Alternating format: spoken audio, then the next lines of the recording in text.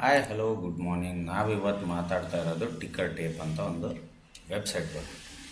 ಈ ಟಿಕ್ಕರ್ ಟೇಪ್ ವೆಬ್ಸೈಟಲ್ಲಿ ನಮಗೆ ಏನೆಲ್ಲ ಅನುಕೂಲ ಆಗ್ಬೋದು ಟ್ರೇಡಿಂಗ್ ಮಾಡೋರಿಗೆ ನೋಡಿ. ಈಗ ಸ್ಕ್ರೀನರಲ್ಲಿ ನೀವು ಪ್ರೊಮೋಟರ್ಸ್ ಹೋಲ್ಡಿಂಗ್ ನೋಡ್ತೀರಿ, DIS, FIS, ಪಬ್ಲಿಕ್ ಹೋಲ್ಡಿಂಗ್ ಎಲ್ಲ ನೋಡ್ತೀರಿ, ಸೇಲ್ಸ್ ನೋಡ್ತೀರಿ, ಎಲ್ಲ ಅನಾಲಿಸಿಸ್ ಮಾಡ್ತೀರಿ, ಅದನ್ನು ಚಾರ್ಟಲ್ಲೂ ನೋಡ್ತೀರಿ, ಎಲ್ಲ ಚೆನ್ನಾಗಿರುತ್ತೆ.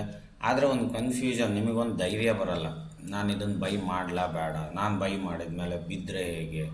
ಸೊ ಆ ಥರ ಕನ್ಫ್ಯೂಷನಲ್ಲಿದ್ದಾಗ ಈ ಟಿಕ್ಕರ್ ಟೇಪ್ ಅನ್ನೋ ವೆಬ್ಸೈಟಿಗೆ ಬನ್ನಿ. ಈ ಟಿಕ್ಕರ್ ಟೇಪ್ ವೆಬ್ಸೈಟ್ ಹೀಗೆ ಕಾಣುತ್ತೆ.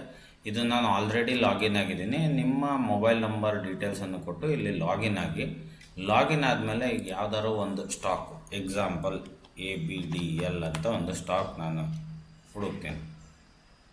ಸೊ ಇದು ನನಗೆ ಪ್ರೊಮೋಟರ್ ಹೋಲ್ಡಿಂಗು ಎಲ್ಲ ಚೆನ್ನಾಗಿದೆ. ಸೊ ಸ್ಕ್ರೀನರಲ್ಲಿ ನಾವಲ್ಲೇ ಚೆಕ್ ಮಾಡಿರ್ತೀವಿ, ಅದನ್ನು ತೋರಿಸ್ತೀನಿ. ABDL ಓಕೆನಾ. ಇದನ್ನು ಎಲ್ಲ 17,000 ಕೋಟಿ ಇದೆ. ಓಕೆ. ಇಂಡಸ್ಟ್ರಿಯಲ್ ಪಿ ಇದೆ, ಇಂಡಸ್ಟ್ರಿಯಲ್ ಪಿ ಡಬಲ್ಗಿಂತ ಕಮ್ಮಿ ಇದೆ. ಓಕೆ. ಇದು ಸೊ ಪ್ರೊಮೋಟರ್ ಹೋಲ್ಡಿಂಗ್ಸು ಎಲ್ಲ ನೋಡಿರ್ತೀವಿ, ನಮ್ಮ ಕ್ರೈಟೀರಿಯಾ ಪಾಸ್ ಆಗಿರ್ತೀವಿ. 80% ಪ್ರೊಮೋಟರ್ ಇದ್ದಾರೆ, FIM 3% ಇದ್ದಾರೆ, 4% DIS ಇದ್ದಾರೆ, 11% ಪಬ್ಲಿಕ್ ಇದೆ. ನಮಗೆ ಪಬ್ಲಿಕ್ 15ಕ್ಕಿಂತ ಕಮ್ಮಿ ಇರಬೇಕು, ನಮ್ಮ ಎಲ್ಲ ಕ್ರೈಟೀರಿಯಾ ಪಾಸ್ ಆಗುತ್ತೆ. ಆದರೂ ಈ ಸ್ಟಾಕ್ ತಗೊಳಕ್ಕೆ ಮತ್ತು ನಾವು ಚಾರ್ಟು ನೋಡ್ಬಿಡ್ತೀವಿ. ಚಾರ್ಟ್ ನೋಡಿದಾಗ ಓಕೆ, ಏರ್ತಾ ಇದೆ, ಚೆನ್ನಾಗಿದೆ.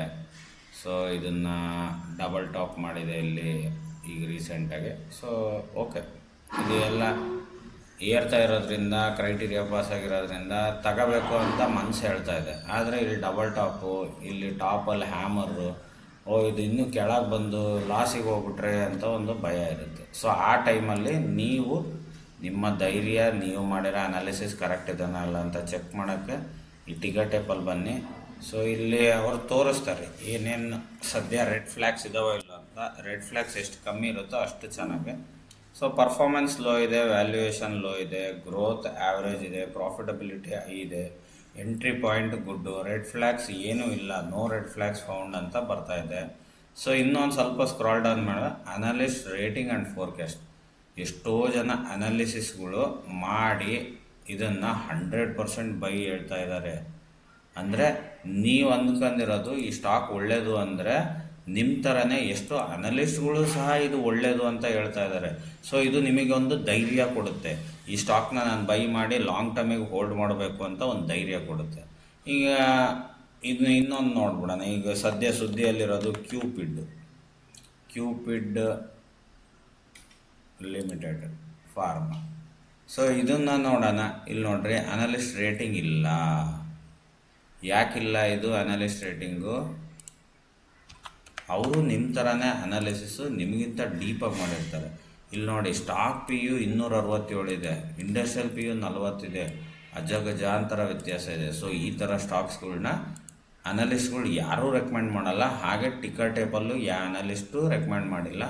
ಸೊ ನಾವು P ರೇಷ್ಯೂಗಿಂತ ಡಬಲ್ಗಿಂತ ಕಮ್ಮಿ ಇದ್ದರೆ, ಡಬಲ್ ಇದ್ದರೆ ನೆಗ್ಲಿಜಬಲ್ಲು, P ರೇಷ್ಯೂ ಇಂಡಸ್ಟ್ರಿಗಿಂತ ಕಮ್ಮಿ ಇದ್ದರೆ ಒಳ್ಳೆ ಸ್ಟಾಕ್ಸ್ ಅಂತ ಹೇಗೆ ನಾವು ಅಂದ್ಕೊಂತೀವೋ, ಸೊ ಹಾಗೆ ಸಾವಿರಾರು ಅನಾಲಿಸ್ಟ್ಗಳು ಅದನ್ನೇ ಅನ್ಕೊಂತಾರೆ. ಹಾಗಾಗಿ ಸೊ ಇದನ್ನು ಏರ್ತಾ ಇದ್ದರೂ ಕ್ಯೂಪಿಡ್ನ ಯಾರೂ ಬೈ ರೆಕಮೆಂಡೇಷನ್ ಕೊಟ್ಟಿಲ್ಲ.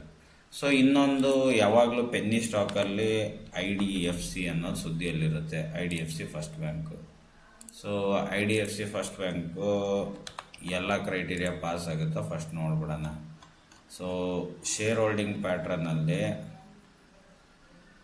ಪ್ರೊಮೋಟರ್ಸ್ ಹತ್ರ ಇಲ್ಲ ಬಿಡಿ, ಇದು FIS DIS ಇವರಿಬ್ಬರು ಸೇರಿ ಅಬೌವ್ 54 ಇರಬೇಕು ಇದೆ. ಗೌರ್ಮೆಂಟ್ ಹತ್ರ 7% ಇದೆ, ಪಬ್ಲಿಕ್ ಹತ್ರ 31 ಇದೆ. ಸೊ ನನ್ನ ರೂಲ್ ಇದರಲ್ಲಿ ಪಾಸ್ ಆಗಲ್ಲ. ಆದರೂ ಭಾಳ ಜನ ಈ ಸ್ಟಾಕ್ಸ್ನ ಇದು ಮಲ್ಟಿ ಬ್ಯಾಗರು, ನಾಳೆ ಹಂಗಾಗುತ್ತೆ ಹಿಂಗಾಗುತ್ತೆ, ಆಗ್ಬೋದೋ ಏನೋ ನನಗೆ ಗೊತ್ತಿಲ್ಲ. ನಾನು ಕಲ್ತಿರೋ ರೂಲ್ಸಲ್ಲಿ ಇದಿಲ್ಲ. ಸೊ ಇದನ್ನು ಅನಲಿಸ್ಟ್ಗಳು ರೆಕಮೆಂಡೇಷನ್ ನೋಡಿ 50-50 ಇದೆ. ಈಗ ನನಗೂ ಮನಸ್ಸಿಲ್ಲ, ಪೆನ್ನಿ ಸ್ಟಾಕ್ ಅನ್ನೋದು ಪಬ್ಲಿಕ್ ಹೋಲ್ಡಿಂಗ್ ಜಾಸ್ತಿ ಇರೋದ್ರಿಂದ ಮನಸ್ಸಿಲ್ಲ. ನಂತರನೇ ಯೋಚನೆ ಮಾಡೋಂಥ ಎಷ್ಟೋ ಅನಲಿಸ್ಟ್ಗಳಿಗೂ ಇದು ಮನಸ್ಸಿಲ್ಲ. ಅರ್ಧ ಜನಕ್ಕೆ ಇಷ್ಟ ಇದೆ, ಅರ್ಧ. ಸೊ ಈ ಥರ ಡೈಲಮೋದಲ್ಲಿ ಇರೋ ಅಂಥ ಸ್ಟಾಕ್ಸ್ಗಳ್ನ ನಾವು ನೆಗ್ಲೆಕ್ಟ್ ಮಾಡಿಬಿಡೋಣ.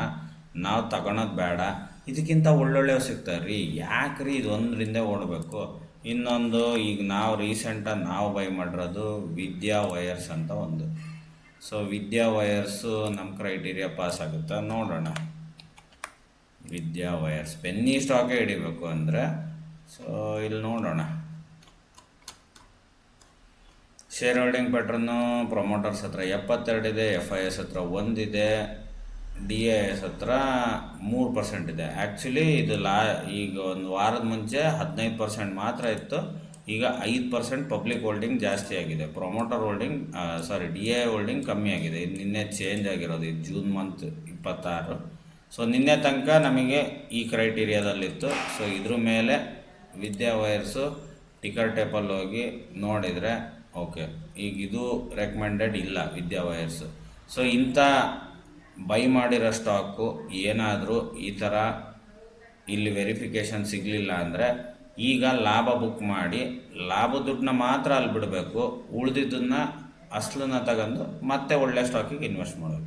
ಸೊ ಇವು ನಾಳೆ ಮಲ್ಟಿ ಬ್ಯಾಗರ್ಸ್ ಆದರೆ ನಿಮ್ಮ ಲಾಭ ದುಡ್ಡು ಅಲ್ಲಿರೋದ್ರಿಂದ ಅವು ನಿಮಗೆ ದುಡ್ದು ಕೊಡ್ಬೋದು. ಸೊ ಇನ್ನೂ ಒಂದು ಸ್ಟಾಕು ರೀಸೆಂಟಲ್ಲಿ ನಾವು ಬೈ ಮಾಡಿರೋವಂಥದ್ದು ಯಾವುದಪ್ಪ ಅಂದರೆ ವಿದ್ಯಾ ವೈರ್ಸ್ ಆಯಿತು, ಇಲ್ಲಿ Ather energy, Ather energy. So Ather energy promoter holding ಇದೆ, ಎಲ್ಲ ಇದೆ. ಇಲ್ಲಿ ನೋಡಿರಿ ಬೈಯಿಂಗ್ ರೆಕಮೆಂಡೇಶನ್ 100 ಇದೆ. ಇಲ್ಲಿ Ather energy. So loss making company ಆದರೂ ಫ್ಯೂಚರಲ್ಲಿ ಅದು ಪ್ರಾಫಿಟ್ ಮಾಡೋ ಎಲ್ಲ ಲಕ್ಷಣ ಕಾಣ್ತಾ ಇದೆ. ಸೊ ಇದು ನಮ್ಮ ಈ ಕ್ರೈಟೀರಿಯಾ ಪಾಸ್ ಆಗ್ತಾ ಇಲ್ಲ, ಆದರೆ DI ಹತ್ರ ಇದೆ, ಪಬ್ಲಿಕ್ ಹೋಲ್ಡಿಂಗ್ ಕಮ್ಮಿ ಇದೆ. ಇದು ಪ್ರೊಮೋಟರ್ ಹತ್ರ ಯಾಕೆ ಜಾಸ್ತಿ ಇಲ್ಲ ಅಂದರೆ ಈ FIS DIS ಇದರಲ್ಲಿ ಹೀರೋ ಮೋಟಾರ್ ಕಾಪ್ ಅವ್ರದ್ದು ಇನ್ವೆಸ್ಟ್ಮೆಂಟ್ ಇದೆ.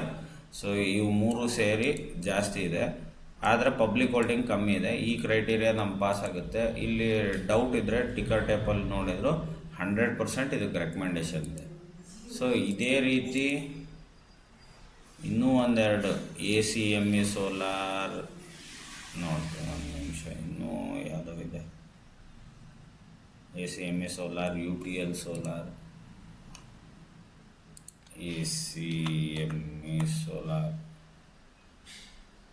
ಓಕೆ, ACME ಸೋಲಾರ್ ಬೈ ಮಾಡಬೇಕು ಅಂದ್ಕೊಂಡ್ವಿ, 100% ರೆಕಮೆಂಡೇಶನ್ ಇದೆ.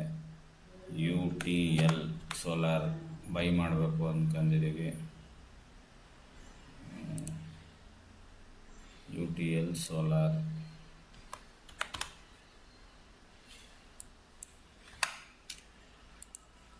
UTL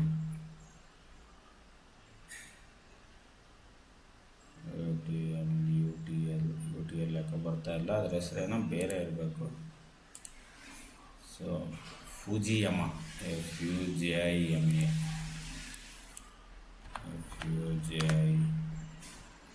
ಫುಜಿಯಮಾ power system. ಸೊ ಇದು ಸಹ 100% ರೆಕಮೆಂಡ್. ಸೊ ಈ ಥರ ನೀವು ತಗೋಬೇಕು ಅಂತಿರೋ ಸ್ಟಾಕು ನಿಜವಾಗ್ಲೂ ಬೈಯಿಂಗ್ ರೆಕಮೆಂಡೇಶನ್ ಅನಲಿಸ್ಟ್ಗಳಿಂದ ಸಾಧ್ಯನಾ, ಅನಲಿಸ್ಟ್ಗಳು ಇದನ್ನು ಬೈ ಮಾಡ್ಬೋದು ಅಂತ ಹೇಳ್ತಾರ ಅಂತ ಒಂದು ಕ್ಲಾರಿಫಿಕೇಷನಿಗಷ್ಟೇ. ಇಲ್ಲ 100% ಇದೆ, ನಾನು ಬೈ ಮಾಡೇ ಮಾಡ್ತೀನಿ, ಅಲ್ಲಿ ನನ್ನ ಕ್ರೈಟೀರಿಯಾ ಪಾಸ್ ಆಗಿಲ್ಲ ಅಂದರೂ ಬೈ ಮಾಡ್ತೀನಿ. ನಿಮ್ಮ ಕ್ರೈಟೀರಿಯಾನೂ ಪಾಸಾಗಿ ಟಿಕ್ಕರ್ ಟೇಪಲ್ಲೂ 100%, 80%, 90% ಇದ್ದರೆ ಸೊ ನೀವು ಹಿಡಿತಾ ಇರೋವಂಥ ಶೇರು ಚೆನ್ನಾಗಿದೆ, ಅದನ್ನು ಹೋಲ್ಡ್ ಮಾಡ್ಬೋದು, ಲಾಂಗ್ ರನ್ನಲ್ಲಿ ನೀವು ಅದನ್ನು ಹಿಡ್ಕೋಬೋದು. ನಿಮ್ಮ ಥರನೇ ಬೇರೆ ಅನಲಿಸ್ಟ್ಗಳು ಅದನ್ನು ರೆಕಮೆಂಡ್ ಮಾಡ್ತಾ ಇದ್ದಾರೆ ಅಂತ ಅರ್ಥ. ಸೊ ಈ ಥರ ಸ್ಟಾಕ್ಸ್ಗಳ್ನ ಹಿಡಿದಾಗ ನೀವು ಲಾಸ್ ಆಗೋದೇ ಇಲ್ಲ ಅಂತಲ್ಲ, ಆದರೆ ಲಾಸ್ನ ಪ್ರೊಬಬಿಲಿಟಿ 80% ನೀವು ಕಮ್ಮಿ ಮಾಡ್ಕೊತೀರಿ. ಯಾಕಂದರೆ ಒಂದು ಸಾಮಾನ್ಯ ಮಾತಿದೆ ಶೇರ್ ಮಾರ್ಕೆಟಲ್ಲಿ, ನಾನು ಹಿಡಿದ ಮೇಲೆ ಬೀಳೋಕ್ಕೆ ಸ್ಟಾರ್ಟ್ ಆಗುತ್ತೆ, ನಾನು ಮಾರಿದ ಮೇಲೆ ಏರಕ್ಕೆ ಸ್ಟಾರ್ಟ್ ಆಗುತ್ತೆ ಅಂತ. ಯಾಕೆ ಅಂದರೆ ನಾವು ಈ ಎಲ್ಲ ಕ್ರೈಟೀರಿಯಾನ ಚೆಕ್ ಮಾಡಿರಲ್ಲ. So the time you spend more in holding share, you have to spend more time in selecting a share. ಅಂದರೆ ನೀವು ಸ್ಟಾಕ್ ಸೆಲೆಕ್ಟ್ ಮಾಡ್ಬೇಕಾದ್ರೆ ಜಾಸ್ತಿ ಟೈಮ್ ಕೊಡಬೇಕು. ತಗೊಂಡ ಮೇಲೆ ಇದು ಚೆನ್ನಾಗಿದೆನೋ ಚೆನ್ನಾಗಿಲ್ಲ ಅಂತ ಯೋಚನೆ ಮಾಡೋಕ್ಕೆ ಜಾಸ್ತಿ ಟೈಮ್ ಕೊಡೋದು. ತಗೊಳಕ್ಕೂ ಮುಂಚೆ you have to spend a value time with that share. ಆವಾಗ ಮಾತ್ರ ನೀವು ಆ ಸ್ಟಾಕು ನಿಮಗೆ ರಿಟರ್ನ್ ಕೊಡ್ತಾ ಇಲ್ಲ. ಈಗ ಮದುವೆ ಆಗೋಕ್ಕೂ ಮುಂಚೆ ಹೆಣ್ಣಿನ ಜೊತೆ ಫಸ್ಟ್ ಮಾತಾಡ್ಕೊಂಬರ್ತೀರಿ, ಎಲ್ಲ ನೋಡಿ ಎಲ್ಲರಿಗೂ ಓಕೆ ಆದಮೇಲೆ ಒಂದು ಸರಿ ಮಾತಾಡ್ತೀರಿ, ಮನೆಯಲ್ಲೂ ಮಾತಾಡ್ತೀರಿ, ಒಂದು ಸರಿ ಹೊರಗಡೆ ಕರ್ಕೊಂಡು ಹೋಗಿ ಮಾತಾಡ್ತೀರಿ. ಸೊ ನಿಮ್ಮಿಬ್ಬರು ಹೊಂದಾಣಿಕೆ ಆದರೆ ಆಮೇಲೆ ನೀವು ಮದುವೆಗೆ ಮುಂದುವರಿತೀರಿ. ಅದೇ ರೀತಿ ಈ ಸ್ಟಾಕ್ ಜೊತೆ ನಿಮ್ಮ ಮದುವೆ ಆಗ್ತಾ ಇದೆ ಅಂತ ತಿಳ್ಕೊಳ್ಳಿ. ಆ ಮದುವೆ ಆಗದಾಗ ಆ ಸಂಬಂಧ ಚೆನ್ನಾಗಿರಬೇಕು ಅಂದರೆ ಈ ಎಲ್ಲ ಕ್ರೈಟೀರಿಯಾ ಪಾಸ್ ಆಗಬೇಕು. ಸೊ ಟಿಕೆಟ್ ಟೇಪ್ ಇಷ್ಟೇ ಸಿಂಪಲಾಗಿ ಯೂಸ್ ಮಾಡ್ತೀವಿ. ಸೊ ಸ್ಟಾಕ್ ಸೆಲೆಕ್ಷನಿಗೆ ಇದರಲ್ಲಿ ಇನ್ನೂ ಹಲವಾರು ಆಪ್ಷನ್ಗಳಿದ್ದಾವೆ, ಮುಂದಿನ ದಿನಗಳಲ್ಲಿ ನಾನು ನಿಮಗೆ ಹೇಳ್ತೀನಿ.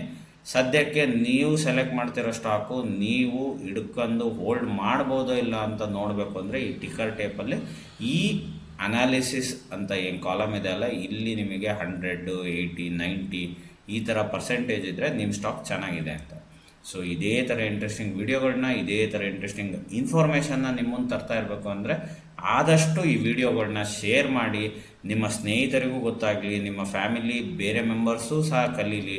ಸೊ ಸ್ಟಾಕ್ ಮಾರ್ಕೆಟ್ ಗ್ಯಾಮ್ಲಿಂಗ್ ಅಲ್ಲ, investing is not A gambling, investing is A wealth builder ಅನ್ನೋದು ಎಲ್ಲರಿಗೂ ಗೊತ್ತಾಗಲಿ. ಇಂಡಿಯಾದಲ್ಲಿ ಇನ್ವೆಸ್ಟ್ಮೆಂಟ್ ಬಗ್ಗೆ ನಾಲೆಡ್ಜ್ ಹೆಚ್ಚಾಗಲಿ ಅಂತ ನಾನು ಬೇರೆ ಕಡೆ ಕಲ್ತಿರೋದನ್ನು ನಿಮಗೆ ಕಲಿಸ್ತಾ ಇದ್ದೀನಿ. ಸೊ ಇದೇ ಥರ ಇಂಟ್ರೆಸ್ಟಿಂಗ್ ವಿಡಿಯೋಗಳಿಗೆ ಚಿಕ್ಕದಾಗೊಂದು ಲೈಕು, ಸ್ವೀಟಾಗಿ ಒಂದು ಕಮೆಂಟು, ನಿಮ್ಮ ಹಾರ್ಟಲ್ಲಿರೋಕ್ಕೆ ಸಬ್ಸ್ಕ್ರೈಬ್ ಬಟನ್ನ ಒತ್ತೋದನ್ನ ಮರಿಬೇಡಿ.